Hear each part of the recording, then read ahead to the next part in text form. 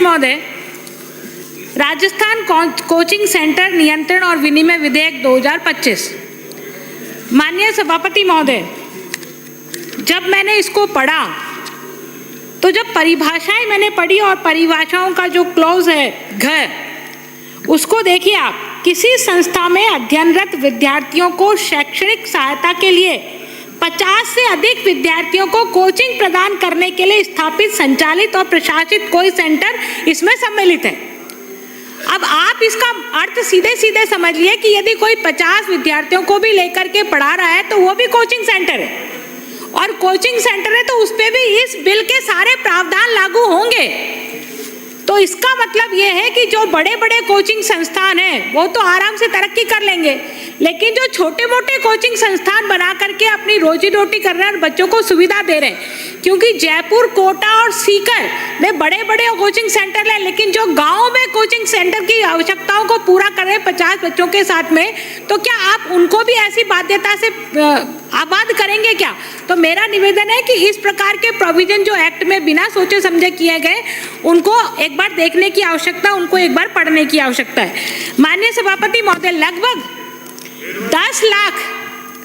10 लाख लोगों को coaching centre प्रत्यक्ष और अप्रत्यक्ष रूप से रोजगार उपलब्ध कराते हैं, और इस प्रदेश के लगभग 50 लाख बच्चे कोचिंग सेंटरों के माध्यम से अपनी शिक्षा अर्जित कर रहे हैं। तो मेरा निवेदन है आपसे कि प्रतिवर्ष 1 से 2 लाख जो सरकारी नौकरियां निकलती हैं, चाहे वो राजस्थान में निकले, चाहे राजस्थान के पड़ोसी राज्यों में निकले, चाहे केंद्र सरकार में निकले, तो इन 1.5 से 2 लाख प्रतियोगी परीक्षाओं के लिए वो 50 लाख स्टूडेंट हर साल तैयारी करते हैं। तो मेरा निवेदन है कि ऐसे 50 लाख स्टूडेंट जो हर साल तैयारी करते हैं 1.5 से 2 लाख परीक्षाओं के लिए, मैं आपको माननीय सभापति महोदय बताना चाहूँगी कि आरपीएससी, नीट, जी, सीए, सीएस और क्लेट और नर्सिंग आदि की परीक्षा के लिए जब बच्चे जाते हैं तो मैं बहुत हर्ष के साथ बताती हूँ कि ये कोचिंग सेंटर राजस्थान में हैं। इसलिए यूपीएससी में राजस्थान दूसरे नंबर पर, राजस्थान के बच्चों ने परफॉर्म किया यूपीएससी में दूसरे नंबर पर, और इसी तरह से नीट, जी के टॉप किया है, सीए और सीएस में भी टॉप रहे हैं, आरपीएससी में भी टॉप रहे हैं, और एसएससी में भी दूसरे नंबर पर राजस्थान के बच्चों ने परफॉर्म किया है। तो इस बिल के प्रावधान को एक बार सावधानी पूर्वक देख लिया जाए कि कहीं कोचिंग सेंटर्स पर ये दुष्प्रभाव तो ना डाल रहे हैं। यदि दुष्प्रभाव डाल रहे होंगे तो जो बड़े कोचिंग सेंटर्स हैं वो हमारे राजस्थान से कहीं और शिफ्ट हो जाएंगे, तो जो रोजगार के साधन ये कोचिंग सेंटर्स लगभग 10 लाख लोगों को दे रहे हैं उसके ऊपर भी प्रभाव पड़ेगा, और जो जीएसटी भर रहे हैं ये कोचिंग सेंटर्स, उस रेवेन्यू का भी घाटा राजस्थान के लोगों को होगा।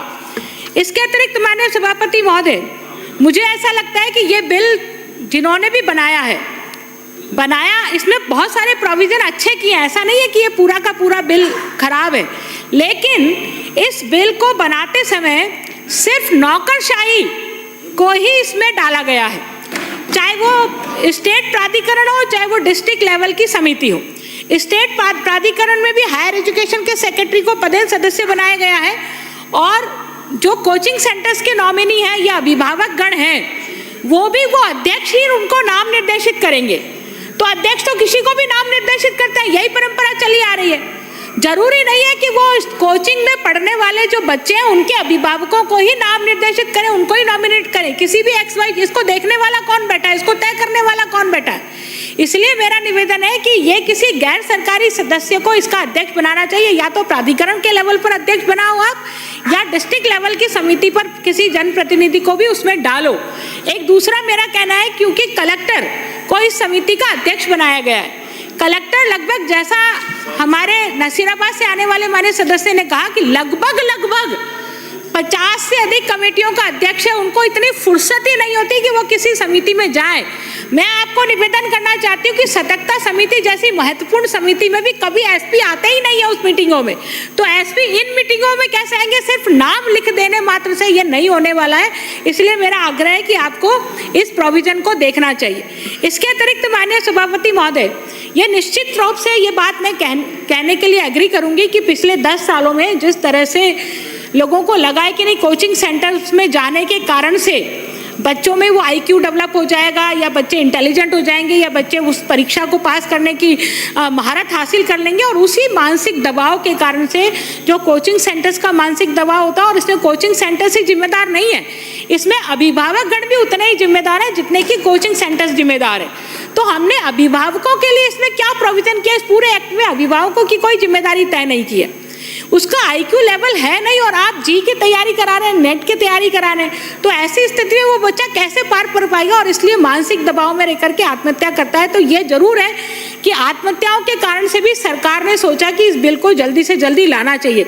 और लगभग पिछले 10 सालों में 150 करीब बच्चों की आत्महत्याएं हुई हैं, जिसमें कोटा का उदाहरण प्रमुख है कि हर एक सप्ताह बाद में हमने कोटा के उदाहरण देखने को मिलते हैं। प्रेस मीडिया से खबरें आती हैं कि फलाना बच्चे ने आत्महत्या कर ली, इस बच्चे ने आत्महत्या कर ली। तो मेरा निवेदन है कि इसमें अभिभावकों के भी काउंसलिंग की व्यवस्था होनी चाहिए। इसके अतिरिक्त माननीय सभापति महोदय, केंद्र सरकार ने जो एडवाइजरी जारी की है, वो केंद्र सरकार की एडवाइजरी में ये स्पष्ट रूप से लिखा हुआ है कि 16 साल से कम बच्चों से कम उम्र के बच्चों को कोचिंग के अलाउ नहीं किया जाना चाहिए। लेकिन ये जो बिल बनाया है, अब हम डबल इंजन की सरकार की बात करते हैं, तो हम केंद्र सरकार की एडवाइजरी क्यों नहीं मान रहे? मंत्री महोदय, आपका ध्यान आकर्षण करना चाहूंगी। ओ मंत्री महोदय, हायर एजुकेशन मंत्री महोदय, आप बातचीत में व्यस्त हैं। मेरा निवेदन है कि केंद्र सरकार की जो एडवाइजरी है, उस एडवाइजरी में 16 साल से छोटे बच्चों को कोचिंग में जाने की मनाही है, लेकिन हमने उसमें बिल में कहीं पर भी इस बात का उल्लेख नहीं किया। तो जो आत्महत्याओं को हम रोकना चाहते हैं, यदि उस उम्र के बच्चे जाएंगे तो वो अधिक मैच्योर होंगे और आत्महत्या नहीं करेंगे। माननीय सभापति महोदय, मैंने पहले ही आपको बोला था कि मेरे 4-5 पॉइंट और हैं, उनको बोल करके मैं बात को खत्म करूंगी।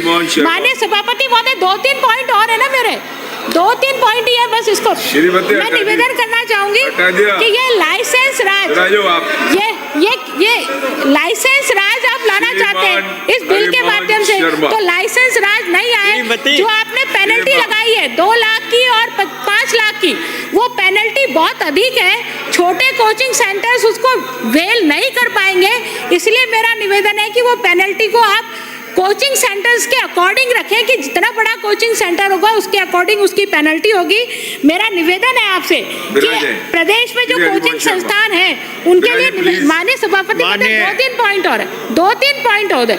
यदि कोचिंग सेंटर्स को किसी तरह से हम पाबंदी करते हैं, हम कोचिंग सेंटर्स का, मैंने पहले ही कहा, बहुत बड़ा है, पहले ही कहा विस्तृत है, लेकिन इसको थोड़ा सारगर्भित बोला जाए। सारगर्भित में पॉइंट 12 मिनट दे दिए आपको, अब आप बिराजे। ये तो दिन भर बोलने का विषय है माननीय, दिन भर थोड़ी बोलेंगे, सारगर्भित बोल रहे और बिराजे। श्री हरिमोहन शर्मा, आप बोलिए, आपका समय प्रारंभ हो गया मैडम, अब तो अरे हो गया, बहुत हो गया। आप बोलिए। सभापति